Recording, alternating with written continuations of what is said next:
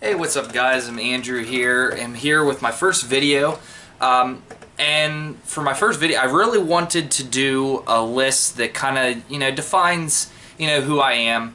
I'm a horror fan and favorite genre, probably slashers, and I mean, most specifically 80s slashers. So I wanted to kick it off here to do an 80s slashers countdown here. So in thinking about this, I wanted to stick with like true slashers. So there were some that I was debating on whether or not to do it or not. So to put this on my list, so something like Deadly Blessing, Wes Craven's Deadly Blessing, I was gonna put on, but I decided to keep off. Just so you know, this is gonna be like movies that I actually own. There's a couple that, like for instance, like I don't own The Burning yet. I'm actually in the middle of trying to get it, so that's not going to be on my list. It's just ones that I own. I tried my best not to be too repetitive with my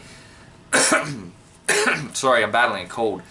I tried not to be too repetitive with my lists and having like 4 from each series, but I actually wanted this to be a definitive top 12 80s slashers list. So I choose 12 not to be too long, so without further ado, I'm just going to get right into it. Now, this actually might surprise my brother. Coming in at number 12, I actually am going to start off with Friday the 13th Part 3. This actually was always one of my favorites, was always actually my favorite in the Friday the 13th series, but recently I've kind of, with watching it so many times, I kind of enjoy other movies more.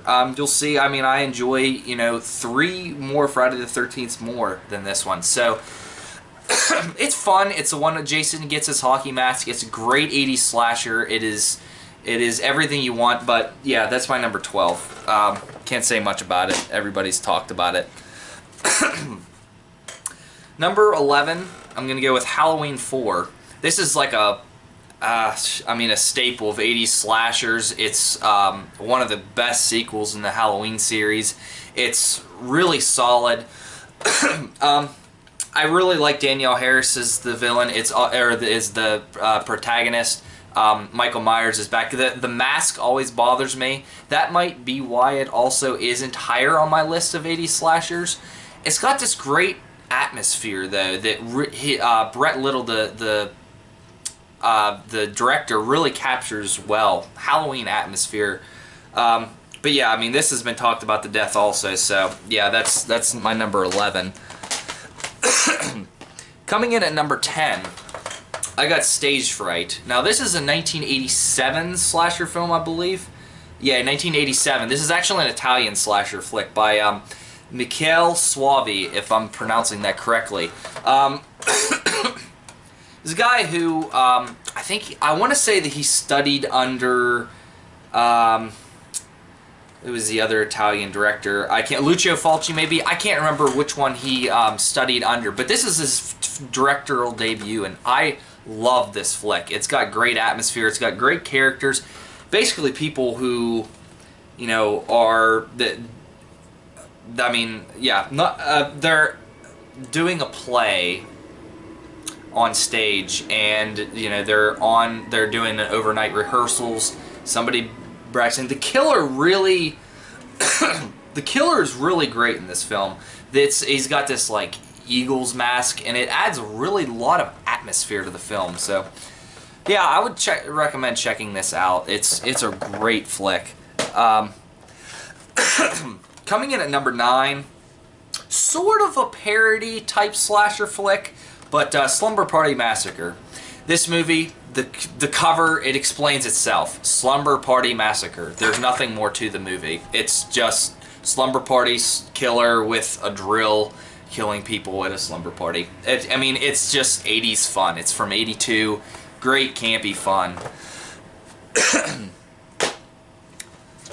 Number 8, Friday the 13th Part 7. This is the second Friday the 13th that makes the list here. I actually, this one, not really well liked among most Friday fans. I'm a huge fan of this film. I think Jason looks great. It's Kane Hodder's debut as Jason.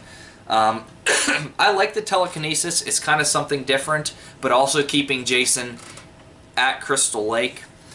So it's something different, but it keeps things the same. The kills aren't overly great, but Jason looks really terrifying in this movie, and I think the directing's great, and the makeup effects look phenomenal. Probably the best in the series, in my opinion. Number 7. I'm going to go with 1983, I want to say. Yeah, 1983's House on Sorority Row.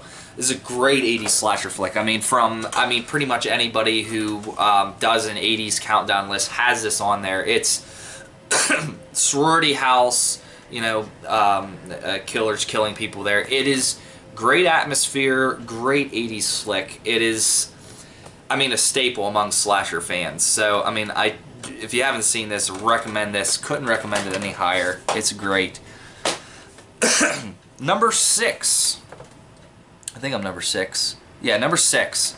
My Bloody Valentine from 1981, the golden year of slasher flicks. Actually, I have 2 in a row from 81 on here. My Bloody Valentine. Yeah, I have this with April Fool's double feature. Great double feature, but My Bloody Valentine, I mean, what can you say about it?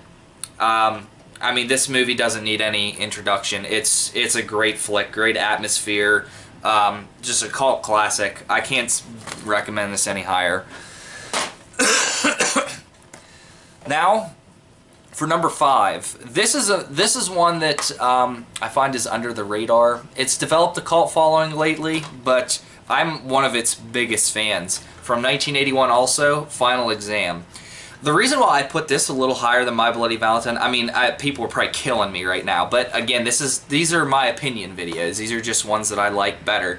I think that, for me, what makes me enjoy a film is can I enjoy the characters, or are they annoying?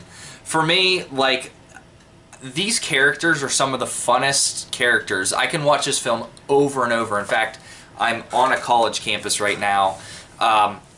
Finals week, this is the movie that I'm watching 5 times, and I never get tired of watching it. The characters are just so great. It's got great atmosphere, great score. Cinematography is great. It is a really effective slasher flick. I mean, it is the perfect slasher flick, and it was made for, I mean, dirt cheap. So, I mean, you can just see how, like, cheaply it was made just from, I don't know if you can see this very good, but I mean, just some of these, like, special effects here.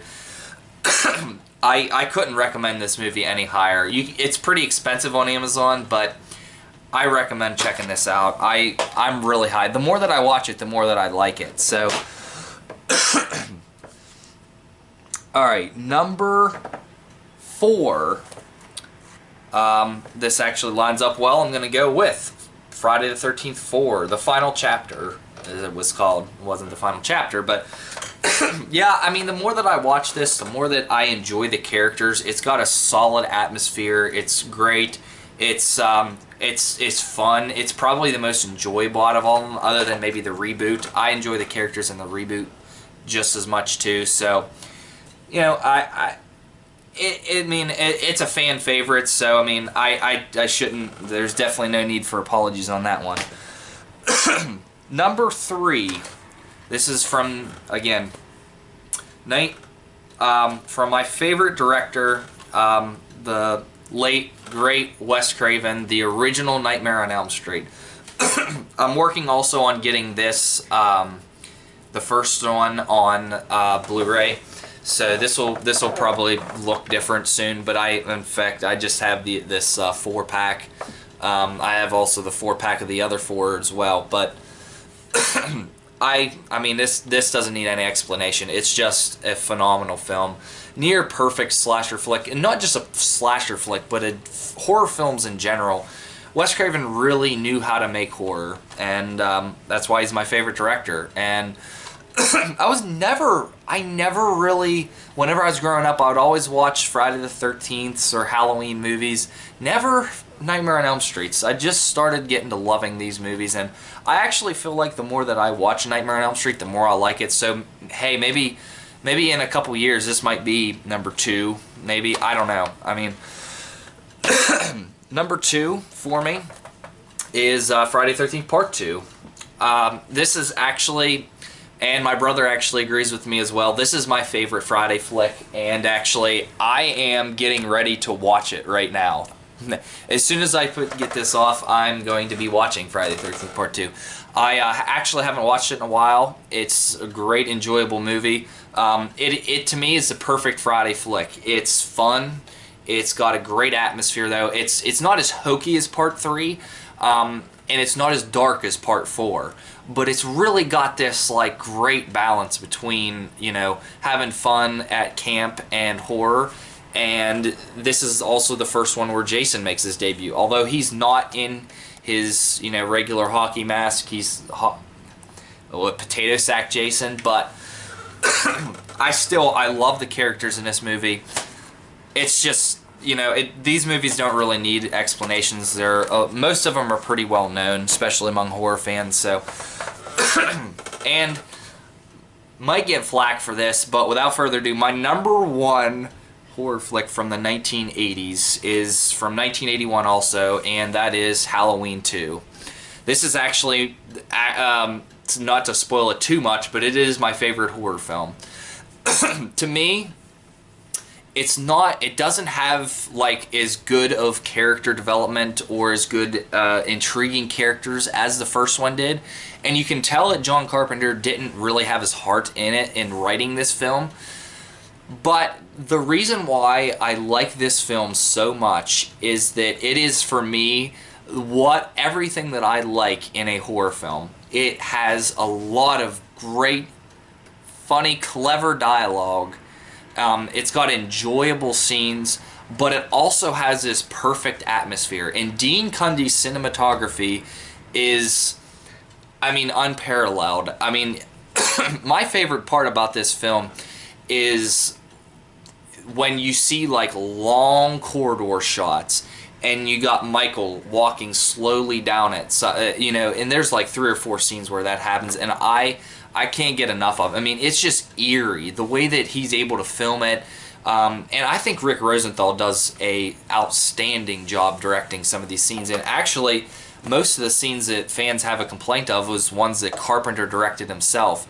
I really don't think that Carpenter really wanted to make this flick, but to me, I know the first one is way better of a film, and the first one has much better acting. A lot of people give better performances, but I think this is a better, dare I say, maybe a better, it feels more like a slasher film than the first one, obviously, because I think the slasher films were really influencing this film, and that's why I like it. I'm a slasher fan, but I can fully admit that the first one's better, but this is my favorite. So this is my list. Yeah, I don't know if I need to go over it again, but you know, Part 3, Halloween 4, Stage Fright, Slumber Party Massacre, Friday the 13th Part 7, House on Sorority Row, My Bloody Valentine,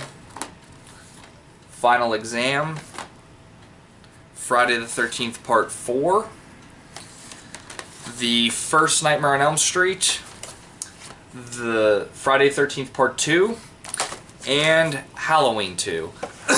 I'm a fan of sequels. I know a lot of people don't really care for sequels. I am a fan of sequels. I'm a fan of remakes. So, I mean, maybe my next list could be remakes. I don't know, but yeah, I mean, I hope you guys enjoyed my list. Let me know what you think. If you have anything different, or do you want to disagree with me, or you just want to talk about films, I'm all here. So thanks. Have a good night.